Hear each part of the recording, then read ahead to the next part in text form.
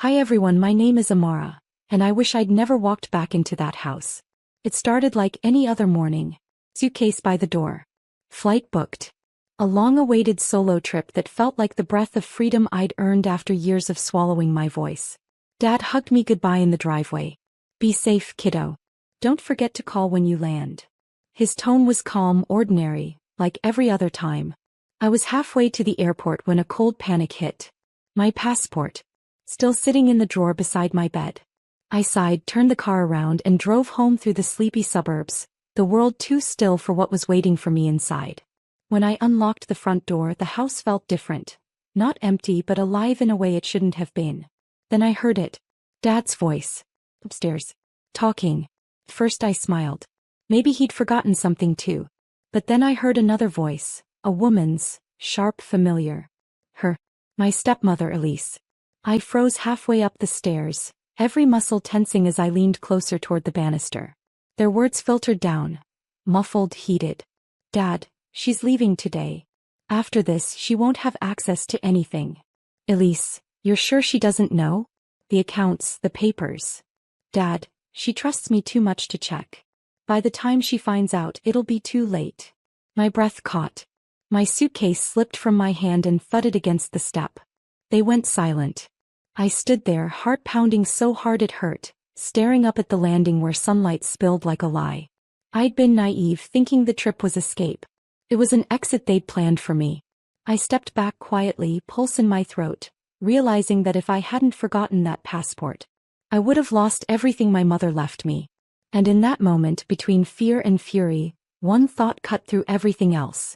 I wasn't leaving anymore. I was staying, to listen. Every step creaked like a warning.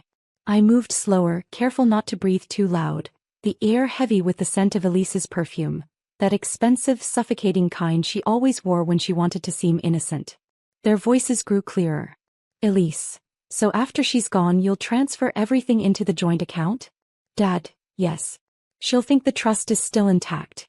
By the time she realizes the withdrawal, I'll say it was for taxes. My stomach twisted. The trust. The one Mom left for me before she died. The one Dad had promised would be untouched until I was ready to use it to start my own business. I crouched near the top of the stairs, gripping the railing so tightly my knuckles went white. Elise, and when she comes back? Dad laughs quietly. By then she'll have nothing left to come back to. I bit my lip until I tasted blood. This wasn't about money. This was betrayal, carved by the same hands that had tucked me into bed when I was little. I backed away, heart thundering. A loose floorboard groaned beneath me. Elise's voice snapped, sharp as glass. What was that? I bolted, down the stairs, through the hallway, out the back door before they could reach the landing. Cold air slapped my face as I stumbled into the garden, shaking, every nerve screaming. In my car, I sat gripping the steering wheel, trying to steady my breathing. I could have driven off. I should have. But a new thought took root. Calm, quiet, dangerous. If they were planning to erase me, then I'd let them think I was gone. And when they least expected it, I'd come back for everything they tried to steal. Because my mother's legacy wasn't just money. It was me. And they just declared war. That night I didn't sleep. I sat in my car outside a cheap motel near the airport, replaying their words again and again until the shock hardened into something sharper. Focus. Dad's calm tone, Elise's greed, their laughter at my expense. It played like a recording I could never turn off. But it gave me something they didn't expect. Clarity. If they thought I was naive, I'd let them keep believing it. The next morning I sent Dad a text. Passport sorted. Flight boarded. Love you. 3 dots appeared. Then nothing. I waited a full hour before posting a photo of the airport lounge to my story. An old picture from a past trip. It worked. They saw it. Elise even hearted it. By noon I was invisible. I spent the next few hours calling banks, tracing transfers. Everything Mom left in the trust. Gone. Routed through shell accounts in Dad's name. But what they didn't know was that Mom's lawyer, Mr. Rayner, had once given me read-only access to the original will files. I still had the digital key. That night I opened the encrypted folder. Inside I found something even Dad didn't know existed. An audio note Mom recorded before she died. If anyone ever tries to use this trust against you, Amara, go to the safe deposit box at Crescent Bank. You'll find what they don't want you to know. I froze. Crescent Bank was across town, under Dad's name ironically. I looked at the clock, 10:27 p.m. The branch would open at 9. So I waited. Alone in that dim motel room, surrounded by suitcases meant for escape but now holding evidence for battle. By morning they thought I was halfway to Italy. But I was driving straight toward the truth my father buried. And the ghost of my mother who had seen it coming. Because if Dad wanted to erase me from her story, then I'd make sure he remembered every page she left behind. Crescent Bank looked ordinary, clean glass doors, quiet lobby, polite smiles. But as I walked in, clutching Mom's note like a lifeline, my heart thudded in my chest. This was the place where everything could change, or collapse. At the counter, I handed over my ID and the key Mr. Rayner had given me years ago. The clerk hesitated, checked the system and nodded. Box 117. Right this way, Miss Hart. The vault room smelled like metal and dust, like secrets that had waited too long. When she left me alone, I slid the small box out and set it on the table. My hands shook as I turned the key. Inside were 3 things: a USB drive, a sealed envelope, and a photograph. The photo hit me first. Dad, Mom, and me. But her handwriting across the back made my stomach twist. He wasn't always this man. But if you're reading this, it means I was right to prepare you. I opened the envelope next. Legal documents, trust deeds, and a handwritten ledger of transactions. They showed that months before she died, Mom had transferred partial ownership of the company to me, hidden under my middle name. Dad had no idea. Elise couldn't touch it. The trust they thought they'd stolen was never the real one. My breath caught. Mom had protected me quietly, completely. The USB was labeled Final Words. I plugged it into my laptop. Her voice came through, soft but steady. Amara, if your father ever turns the man I feared he could be, don't destroy him. Let his truth do it for you. People like him die twice. First when they're exposed, then when they realize who exposed them. I covered my mouth, tears streaming. This wasn't just inheritance. It was instruction. A plan for survival she'd written in whispers and documents. And for the first time since that day on the stairs, I didn't feel helpless, I felt armed. By the time I left the bank, my mother's plan had already begun to breathe inside me. Her words echoed like a pulse. Steady, patient, deliberate. Let his truth destroy him. I spent the next 48 hours assembling the pieces.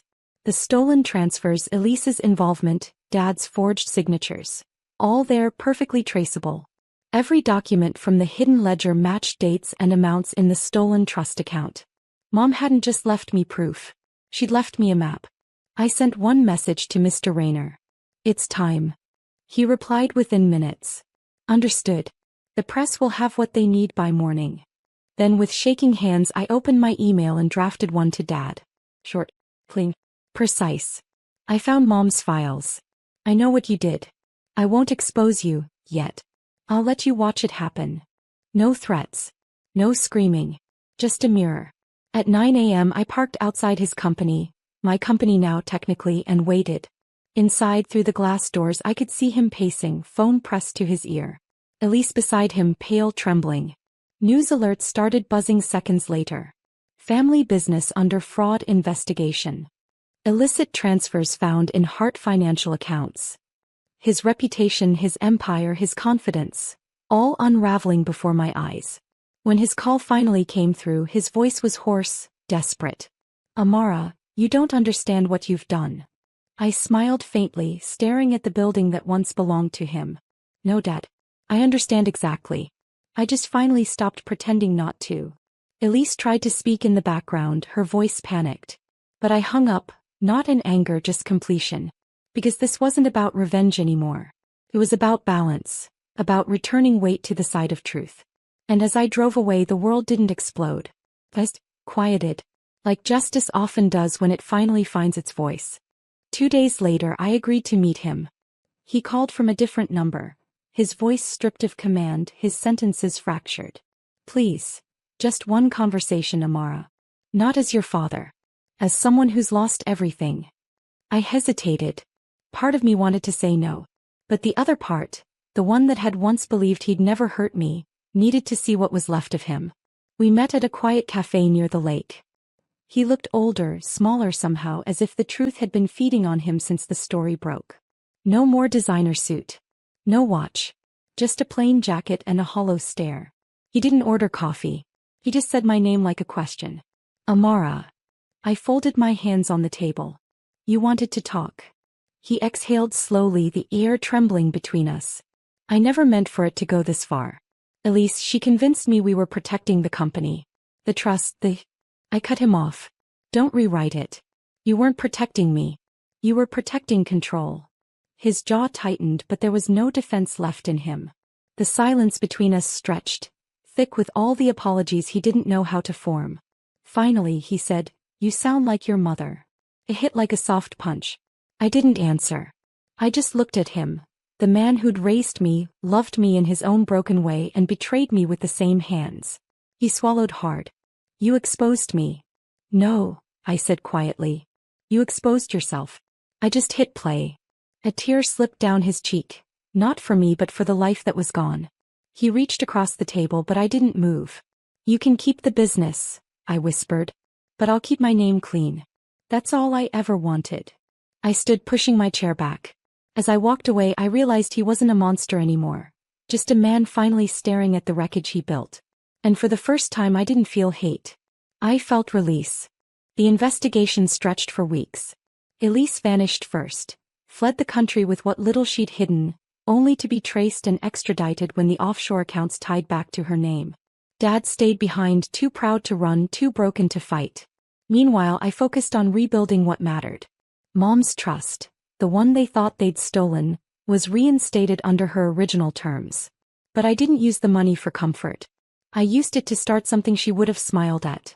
The Marin Foundation, named after her, devoted to women rebuilding after financial abuse and family betrayal. The first office was small. 3 desks, a donated printer, and a wall of photographs of women we'd already helped. Every story reminded me that silence wasn't weakness. It was preparation. Mr. Rayner became my mentor. You handled it exactly the way your mother would have, he told me one afternoon. I smiled faintly. Quietly. He chuckled. Completely. Some nights I'd stay late sifting through old photos Mom took, family trips, birthdays, blurred shots of us laughing. And even though everything around those memories had cracked, her laughter still felt whole. Dad sent letters from the halfway house the court assigned him to.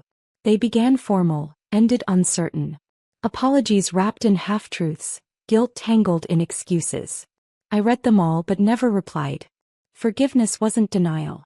It was distance with peace. One evening while reviewing grant applications, I found a message at the bottom of the stack. A girl, 17, from the same high school I'd gone to. Her words hit like an echo. My mom left me a small trust. My stepdad is trying to take it. I don't know what to do. I read it twice, then 3 times. Then I wrote back. You'll learn what I did. Power isn't loud. It's steady. Let the truth do the talking. As I hit send, I realized. Mom hadn't just saved me. She trained me to save others. And her legacy was no longer just surviving. It was teaching survival. Spring came early that year. Soft rain, quiet mornings, and the kind of calm that used to feel foreign. I drove to the old cemetery just outside town, the one where Mom rested beneath the oak trees she loved. The grass was freshly cut, the air carrying that mix of earth and lilac she always planted by our porch.